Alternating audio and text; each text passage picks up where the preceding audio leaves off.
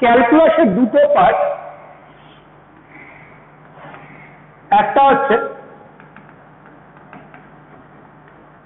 Differentiation বা অবকল, আর একটা integration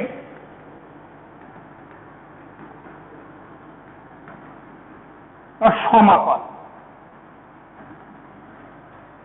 আচ্ছা, প্রথমে আমরা এই অবকল এবং সমাকল সম্পর্কে সংক্ষেপে আসবো, তারপরে বিভিন্ন ফর্মুলাগুলো জাস্ট আমরা জেনে নেব, বাকি ডিটেলস আমরা অঙ্কে এটা জানবো। তো ডিফারেন্সিয়েশন সম্পর্কে আমরা আসি। ধরো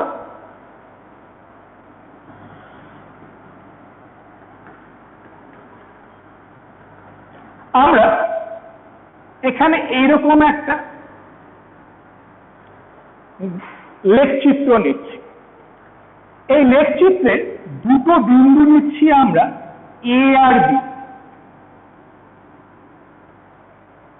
যদি আমরা এ বি এই যে রেখাটা আছে, এই রেখাটা যদি আমরা নতি নির্ণয় করতে চাই, তাহলে আমরা কি করব? আমরা বললাম এর স্থানাঙ্ক হচ্ছে x1 y1, বি এর স্থানাঙ্ক হচ্ছে x2 y2। যদি আমরা এখানে x2 minus x1 equal to delta x, y2 minus y1 equal to delta y, যদি এবার আমরা ওই n equal to delta y delta x এরকম নির্ণয় করতে চাই, তাহলে কিন্তু আমাদের এ বি এই যে পথটা আছে, এই পথটার নতি নির্ণয় হয়ে যাবে। তাহলে এটা হবে হচ্ছে এ বি রেখাংশের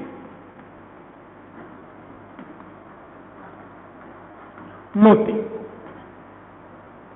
এটা কিন্তু লেখের নতি আমরা অ্যাকচুয়ালি পাচ্ছি না, এটা আমাদের কি হচ্ছে, এ বি এই যে রেখাংশটা আছে, এই রেখাংশের নতি আমাদের নির্ণয় হয়ে যাচ্ছে। এবারে আমরা কি করছি, এরকম নিচ্ছি limit delta x tends to 0, delta y delta x. এর মানে কি? এর মানে হচ্ছে এই যে ডেল্টা এক্স, এই পার্থক্যটাকে আমরা ধীরে ধীরে কমাচ্ছি। পার্থক্যটা কমালে কি হবে, যদি আমরা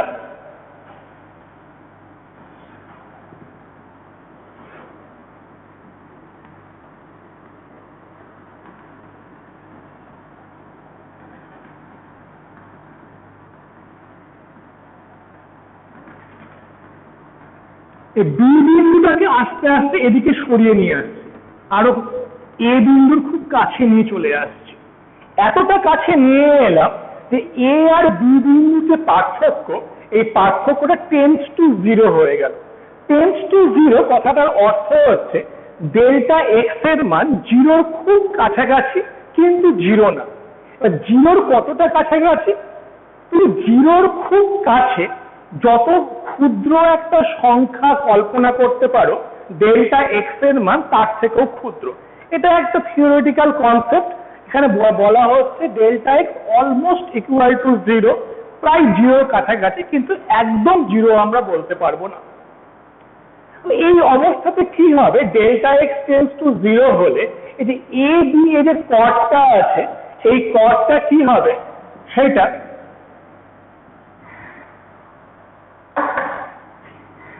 এ বিন্দুতে স্পর্শকে পরিণত হয়ে যাবে। এটা এ বিন্দুতে স্পর্শকে পরিণত হয়ে যাবে। তখন limit delta x tends to 0, delta y delta x এভাবে লিখবো আমরা ডিডি এক্স অফ ওয়াই। এটাকে বলা হচ্ছে আমাদের এক্স এর সাপেক্ষে ওয়াই এর অবকল। এটাকে আমরা এরকম ভাবে বলি ডিডি এক্স অফ ওয়াই, এর অর্থ হচ্ছে এক্স এর সাপেক্ষে ওয়াই এর অবকল বা ডিফারেন্সিয়েশন। থিওরিটিক্যাল পার্ট সম্পর্কে আমরা গেলাম, এবার আমরা ফর্মুলাগুলোতে একটু আসি।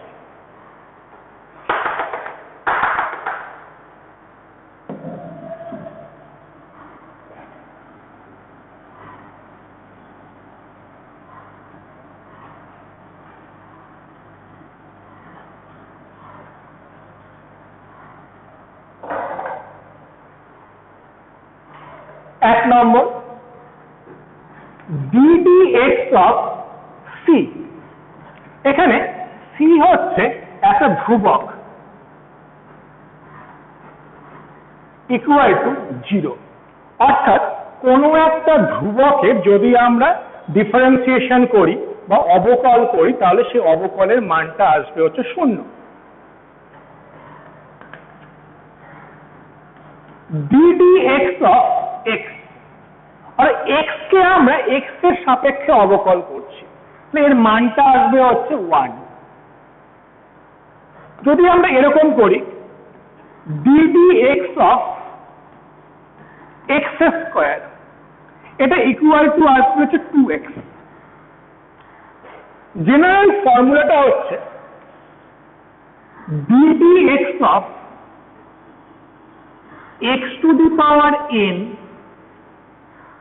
equal to n x to the power n minus 1, এটা জেনারেল ফর্মুলা। তার মানে যদি আমরা n equal to 3 বসাই, অর্থাৎ ddx of x cube equal to হচ্ছে 3 x to the power 3 minus 1 মানে 3x square।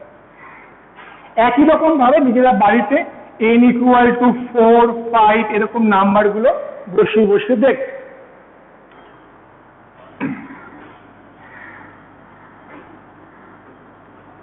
ddx of yz, যেখানে y equal to f of x, z equal to g of x, অর্থাৎ এখানে y এবং z দুটোই হচ্ছে x এর একটা অপেক্ষক। এর মানে কি, y equal to f of x লিখছি, মানে y equal to এরকম হতে পারে ax plus b, z equal to ax square plus bx plus c, যে কোনো ফর্মে আমাদের হতে পারে। অর্থাৎ যখন আমরা লিখছি y equal to f of x, এর অর্থ হচ্ছে y এর মান x এর উপর নির্ভরশীল। যখন আমরা z equal to g of x লিখছি, এর অর্থ হচ্ছে z এর মান x এর উপর নির্ভরশীল। যদি আমাদের এরকম ফর্মে থাকে ddx of yz, এখানে yz মানে y into z, এভাবে লিখি আমরা y dz dx plus z dy dx, first term constant, second টার্মের derivative plus second term constant, first টার্মের ডেরিভেটিভ। গুণ ফর্মে থাকলে আমরা এরকম ভাবে লিখি। এরকম থাকে আমাদের ddx of y by z, কি আসবে আমাদের এখানে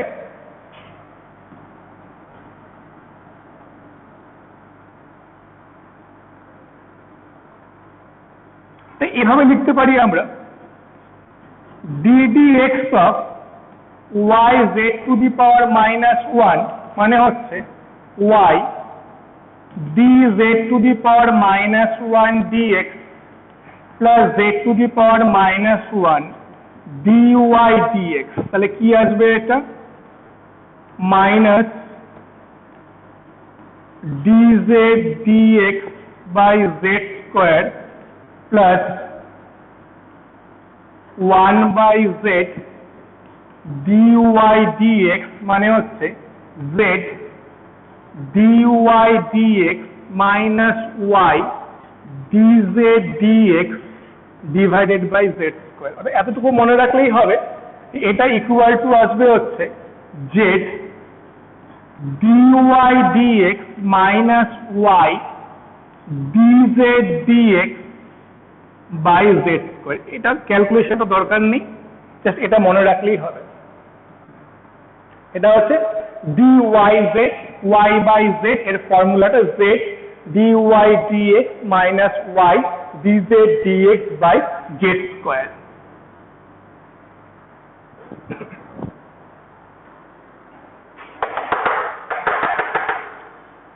আচ্ছা,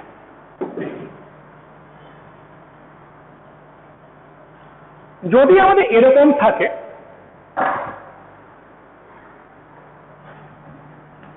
ddx of cy, cy এর c হচ্ছে কনস্ট্যান্ট, y হচ্ছে একটা চলরাশি, এটাকে এভাবে লিখবো আমরা c dy dx। কনস্ট্যান্টের ডিফারেন্সিয়েশন থেকে বেরিয়ে যাবে, বেরিয়ে তারপরে যে চলরাশিটা আছে ওর ডিফারেন্সিয়েশন হবে। এরকম যদি লিখি আমরা dx sin x equal to হচ্ছে cos x, ddx of sin mx equal to হচ্ছে m cos mx।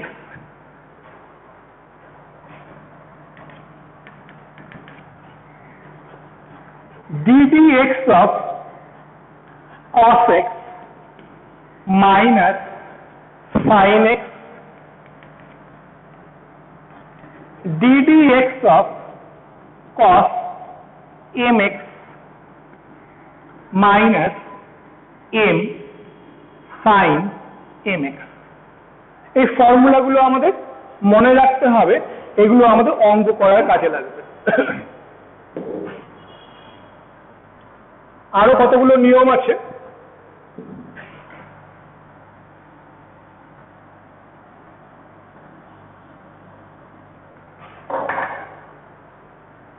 নেক্সট নিয়ম হচ্ছে ddx of y plus minus z এর মানে হচ্ছে dy dx plus minus dz dx।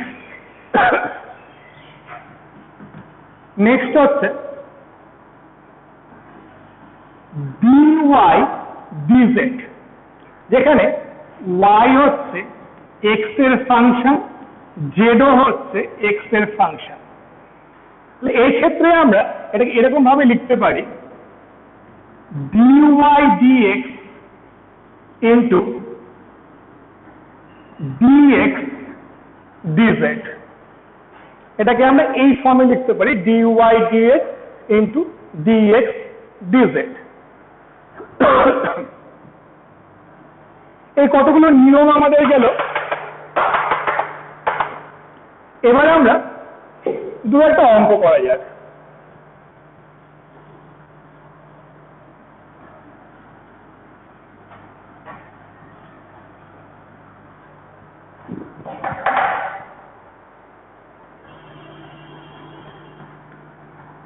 ddx of y বের করতে হবে।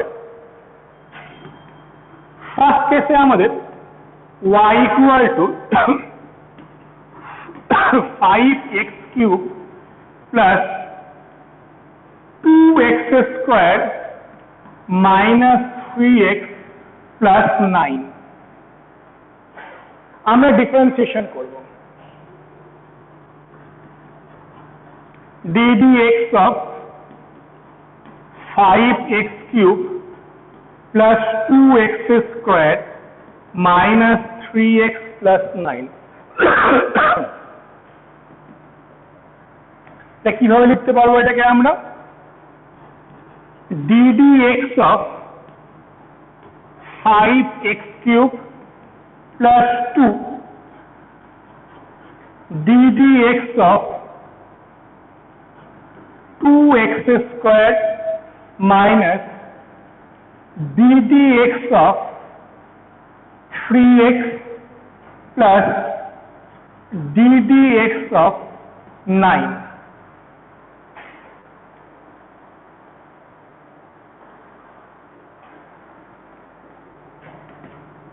5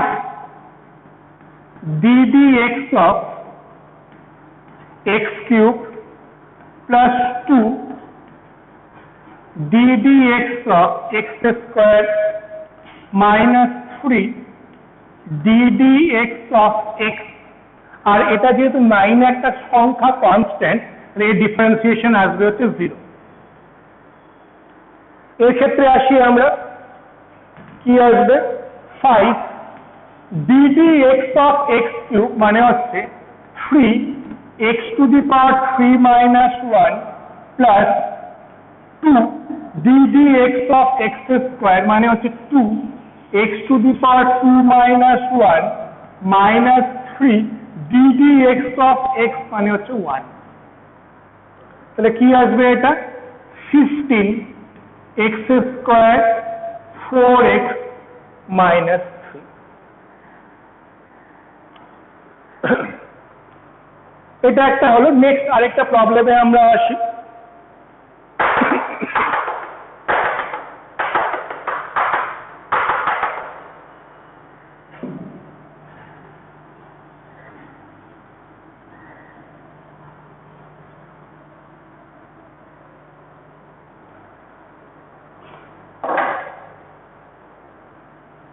তো y টু আমরা বললাম sin কিউব x, তাহলে কি আছে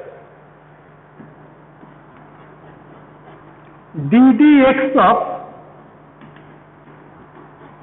sin কিউব x, এভাবে লিখতে পারি আমরা 3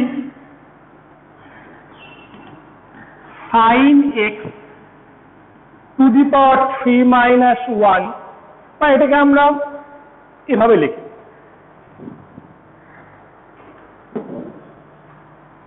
ধরি sin x equal to z, তাহলে ddx of y মানে হচ্ছে ddx of z cube, তাহলে কি আসবে এটা 3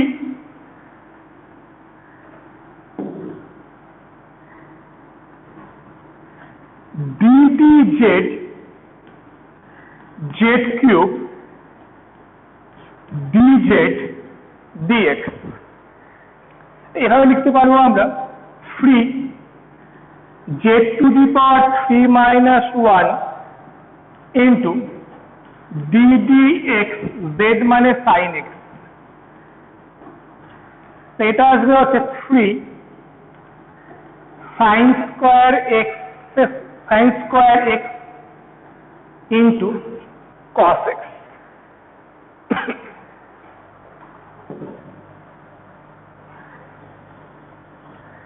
এটা আমাদের অবকল সমীকরণ সম্পর্কে গেল। এবার আমরা সমাকল সম্পর্কে আসি।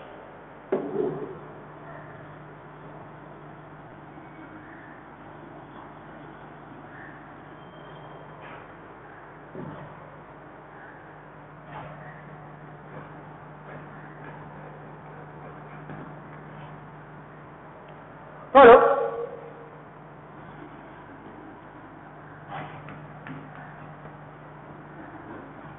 আমাদের এরকম একটা গ্রাফ আছে, লেখচিত্র আছে, আমরা এখানে দুটো বিন্দু নিচ্ছি এ আর বি। এই এ বি এই লেখটা এক্স অক্ষের সঙ্গে যে ক্ষেত্রফলটা উৎপন্ন করেছে, এই ক্ষেত্রফলটা আমাদের নির্ণয় করতে হয়। কিভাবে নির্ণয় করব? এই লেখটার যেহেতু নির্দিষ্ট কোনো শেপ নেই, কোনো নির্দিষ্ট জ্যামিতিক আকৃতি নেই, সে কারণে কোনো পরিমিতির কোনো ফর্মুলার সাহায্যে এর ক্ষেত্রফল নির্ণয় করা আমাদের পক্ষে সম্ভব না। তো আমরা কি করছি, এই পুরো ক্ষেত্রটাকে অসংখ্য ক্ষুদ্র ক্ষুদ্র অংশে ভেঙে নিচ্ছি এরকম ভাবে। আমরা বললাম এরকম একটা বিন্দু, এটা হচ্ছে আমাদের 1 2 করে বিভিন্ন সংখ্যা, এটা হচ্ছে আমাদের আয়ত অংশ। এখানে এই এক্স আই আর এটা হচ্ছে x i plus delta x. X এর পরিমাণটা খুব অল্প বেড়েছে। এখানে আমরা ধরছি ডেল্টা এক্স এর মানটা এতটাই ক্ষুদ্র যে এক্স এর ভ্যালু যখন এক্স আই থেকে x i plus delta x হয়েছে, তো ওয়াই এর মানে বিশেষ কোনো পরিবর্তন হয়নি, ওয়াই এর মানটা আমাদের ওয়াই আছে এখানে। তার মানে এটা একটা মোটামুটি আয়তক্ষেত্র যার দৈর্ঘ্য হচ্ছে ওয়াই আর এই প্রস্থ হচ্ছে আমাদের ডেল্টা এক্স। তাহলে এর ক্ষেত্রফলটা আমাদের আসবে হচ্ছে ওয়াই ডেল্টা এক্স, ওয়াই না বলে ওয়াই আই বলে। এবার যদি আমরা ডেল্টা এক্স আই ধরি, এটাকে y i delta x i, এবার যদি সমস্ত ক্ষেত্রটাকে আমরা এরকম অসংখ্য ক্ষুদ্র ক্ষুদ্র অংশে ভেঙে নিয়েছি, এই সমস্ত ক্ষুদ্র অংশগুলোর ক্ষেত্রফল নির্ণয় করি এবং তারপরে সেগুলোকে যোগ করি, তাহলে আমাদের কি হবে? আমরা এই পুরো ক্ষেত্রটার ক্ষেত্রফল পেয়ে যাব। এই বিন্দুটার নাম দিচ্ছি স্মল এ, এটার নাম দিচ্ছি স্মল বি। তাহলে ক্ষেত্রফল a a b b equal to হচ্ছে y one delta x one y two delta x two, এরকম করে y i delta x i plus y n delta x n. এটা সংক্ষেপে লিখবো আমরা summation y i delta x i i equal to 1 to n। এটাকে সংক্ষেপে আমাদের এরকম ভাবে লেখা হচ্ছে। যদি এরকম করি আমরা ডেল্টা এক্স টেন্ডস টু 0 করি, তাহলে n টেন্ডস টু হয়ে যাবে ইনফিনিটি। অর্থাৎ এই যে ক্ষুদ্র ক্ষুদ্র অংশগুলো নিয়েছি আমরা, তাদের যে প্রস্থ, এই প্রস্থকে যদি আমরা অলমোস্ট 0 করে দিই, তাহলে কি হবে? এই যে ক্ষেত্রটা, এর ক্ষেত্রফল নির্ণয় করার জন্য আমাদের অসীম সংখ্যক এরকম আমাদের স্ট্রিপ লাগবে। তখন আমরা কি করব? এই যে সামেশনটা আছে, এটাকে আমরা এরকম ভাবে লিখব, এস বিকৃত s y dx x varies from a to b। তখন আমরা এটাকে এরকম ভাবে লিখব। যদি আমাদের ডেল্টা এক্স টেন্ডস টু 0 হয়, n টেন্ডস টু ইনফিনিটি হয়, তাহলে এই যে যোগফল, এই যোগফলটাকে আমরা এরকম ভাবে না লিখে আমরা এরকম ভাবে s দিয়ে লিখছি, ইন্টিগ্রেশন সাইন বলা হয়। ইন্টিগ্রেশন y dx, এখানে x এর মান ভ্যারি করছে স্মল a থেকে স্মল b পর্যন্ত। এটাকে বলা হয় হচ্ছে ডিসক্রিট সামেশন, ডিসক্রিট সাম, আর এটাকে বলা হয় হচ্ছে continuous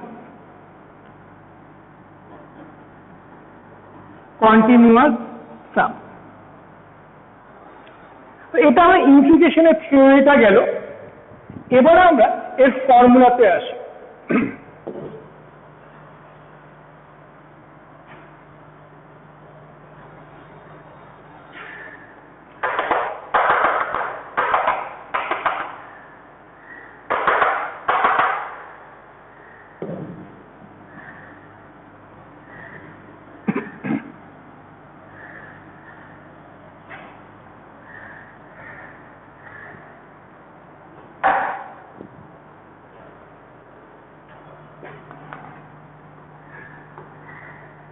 c dx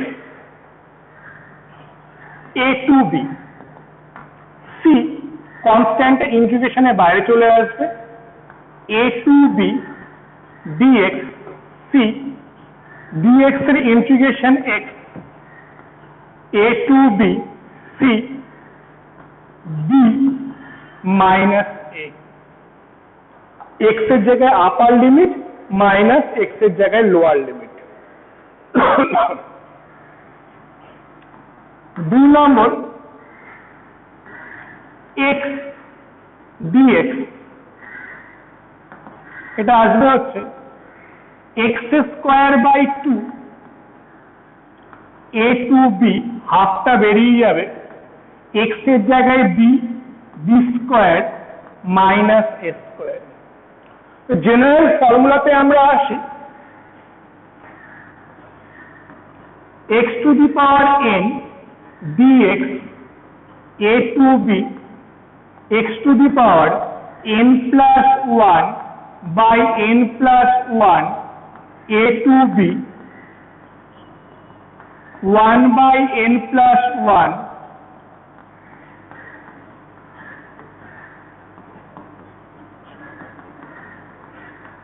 b to the power n plus 1 minus a to the power n plus 1। এটা হচ্ছে আমাদের জেনারেল যে থিওরিটা।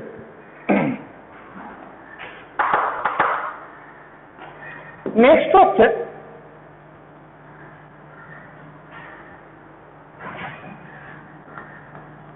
a to b y plus z plus minus z dx। এখানে y আর z দুটোই হচ্ছে x এর আপেক্ষক, y equal to f of x, z equal to g of x। a to b y dx plus minus limit a to b z dx, এরকম ভাবে আমরা লিখতে পারি।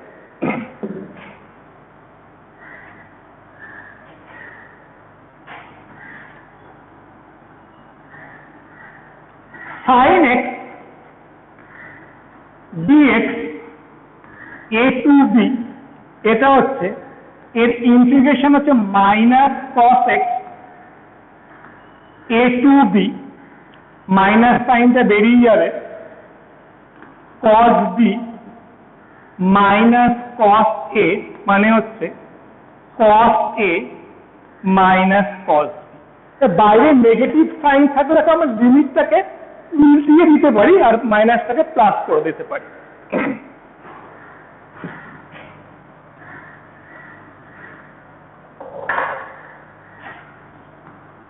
a to b sin nx dx minus cos nx by n, limit a to b 1 by n cos nx b to a। আমরা লিমিটটা উল্টিয়ে দিয়ে মাইনাসটাকে out করে দিলাম, তাহলে কি আসবে 1 by n cos na minus cos nb।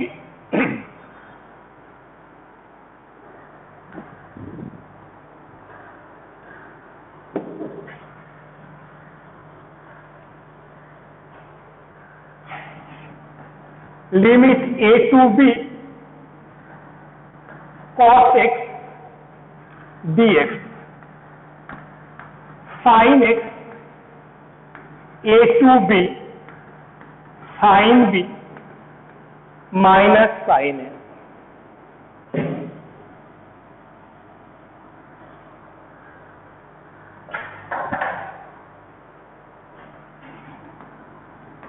a to b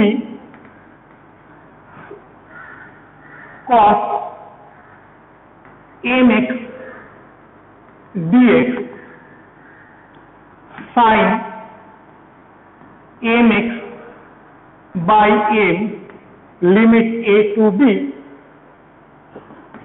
1 by m sin mb minus sin ma।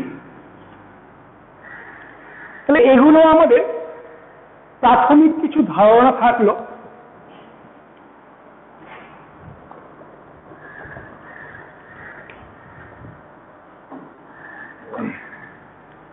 কিছু আমাদের কোঅর্ডিনেট জিওমেট্রি সম্পর্কে এবং কিছু আমাদের ক্যালকুলাস সম্পর্কে, এগুলো আমার জানা একটু প্রয়োজন আছে।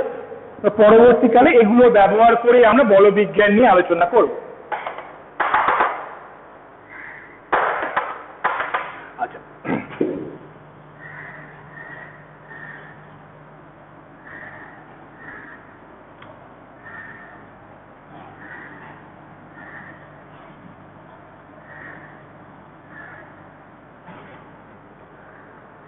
এবার আমরা বলবিজ্ঞানে চলে আসি।